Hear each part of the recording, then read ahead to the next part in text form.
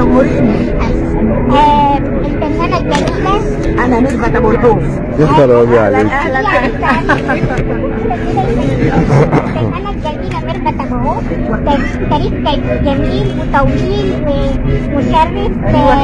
طبعا الفور ام ده يعني في الثمانينات من القرن الماضي، يعني احنا كنا في الثمانينات. احنا كده تعبناكي معانا فور ام. يا مصورة مهرجان القاهرة الدرامي، وعايزين نعرف انطباع حضرتك عن المهرجان، وهل هو مختلف عن بقية المهرجانات ولا جديد من نوعه، وعايزين يعني نعرف تفاصيل عنه. بصي انا مع الاسف ما حضرتش اوله لان كنت في مهرجان البحر الاحمر في جده، فمع الاسف ما تشرفتش اوله، انما انا سعيده جدا بيه لانه وانا يعني بطلب ان النوع ده من المهرجانات تتعمل بكثره في انواع افلام مختلفه، يعني مش بس افلام الفرنسيه، افلام ممكن حتى نخصصها افلام نجيب محفوظ، افلام عبد الحليم، افلام كلارك جيبل، يعني افلام مصريه واجنبيه، لانه محدش يقدر ينكر الفيلم الفرنسي هو اصل الصناعه، وانه برضه اثروا علينا ايجابي جدا، لانه احنا اول افلام اتعرضت في فرنسا اتعرضت يمكن بعديها بسنتين ثلاثه في مصر في اسكندريه، وبعدها احنا بدانا نبقى من اول الصناع للفيلم المصري، فاثر الفيلم الفرنسي علينا كان شيء ايجابي جدا جدا، وانا سعيده جدا برضه بالاتصال ما بين السفاره الامريكيه والاوبرا، طبعا دار الاوبرا المصريه اللي هي راعيه للنوع ده من الاحداث كلها الحقيقه. اتفضلي.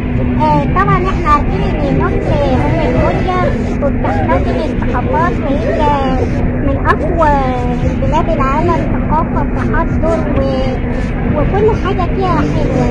فانت تتمني ايه بعد كده بالنسبه للفن؟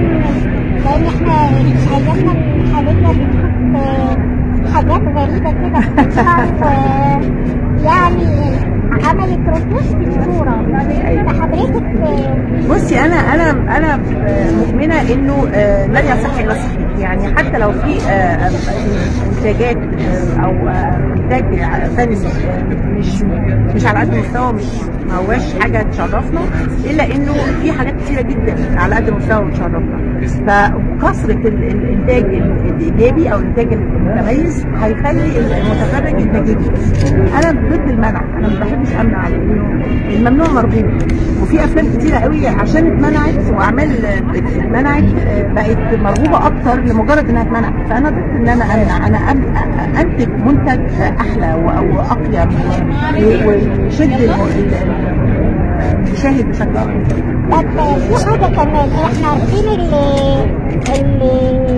أي حاجة بتبقى ممنوعة مرغوبة مثل الإدمان.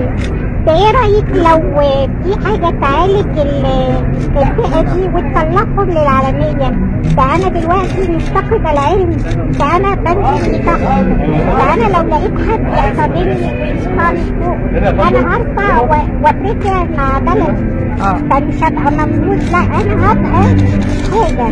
يعني أنا مؤمنة برضو بأن محاربة أي شيء سلبي زي الإدمان من خلال القوى الناعمة اللي على رأسها طبعا السينما، ده أسهل طريق لإنك تأثري بشكل إيجابي على المتفرج، لأن أنا في النهاية لما أشوف الإدمان ممكن يعمل إيه ليا ولأهلي، أوريله البيئة، مش بس تصوير معينة، أوريله البيئة اللي ممكن اللي هتؤدي ليها طريق وهو مصر على الإدمان.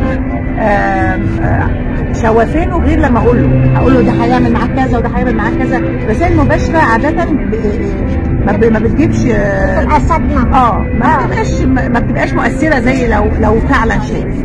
فانا اتعشم انه السينما هتوضح المعلومه دي عشان هي تعبت.